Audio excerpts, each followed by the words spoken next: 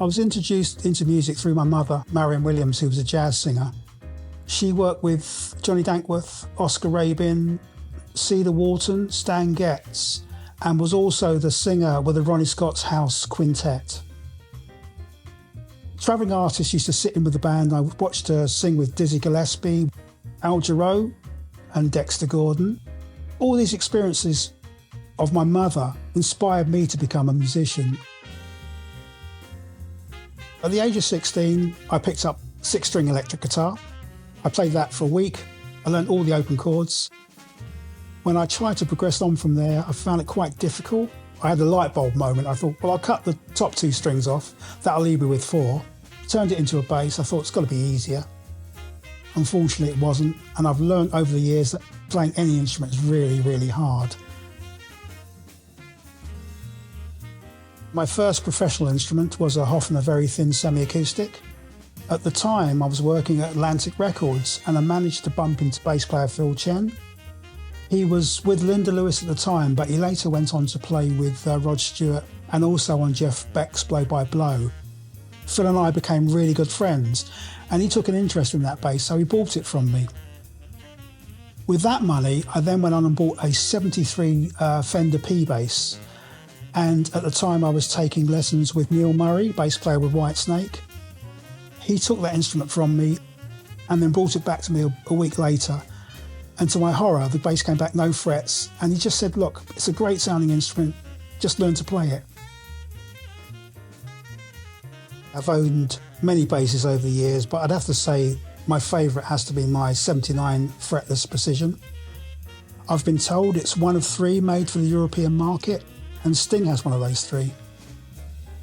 It does sound amazing and it has got me quite a lot of work.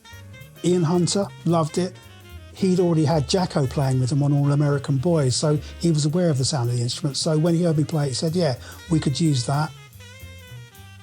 I've also played with Carl Verheyen on that instrument, Supertramp and session guitar player. Maggie Bell and Chris Farlow toured with them on it. So yeah, it's had quite a life, that bass.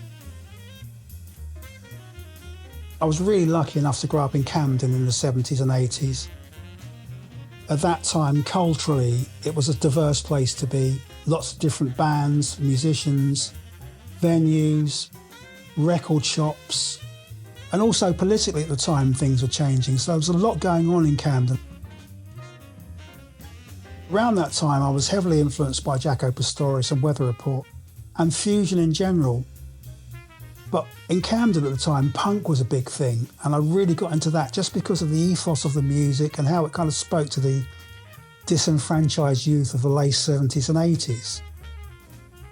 So I went from listening to Weather Report to listening to the Sex Pistols, The Clash and X-Ray Specs. And also I never forgot the music that I'd listened to prior to that, which was funk and the reggae. From the funk period, I really liked Parliament and Funkadelic. And from reggae was Bob Marley and Studio One. My top 5 bass players will be Stanley Clarke, Paul Jackson, Larry Graham, Marcus Miller and Jaco Pastorius. But having said that, there's so many other musicians that have inspired me or influenced me to a degree that it would be impossible to name them all. Ironically, my big break came from a jam session in a squat in North London. And back in the 70s and 80s, there were lots of vacant properties. Musicians would take over, they would live in them, and they would rehearse or set up jam sessions in them. The first one I ever went to, I met Steve Hillage from the Gong Posse. I later joined Steve's band, and this was the beginning of my musical career. Some of the artists I went on to play for were Paul Weller, James Taylor Quartet, Galliano, Ian Hunter, Paul Gilbert and Omar. Some of the highlights include playing on Top of the Pops with London Beat, headlining Glastonbury with the Steve Hillage Band. But the moment I'm most proud of is the tour with Paul Weller, particularly the live recording with the BBC. The advice I give to any musicians wanting to work at a pro level would be to master your instrument, Diversify your skills and leave your ego at home.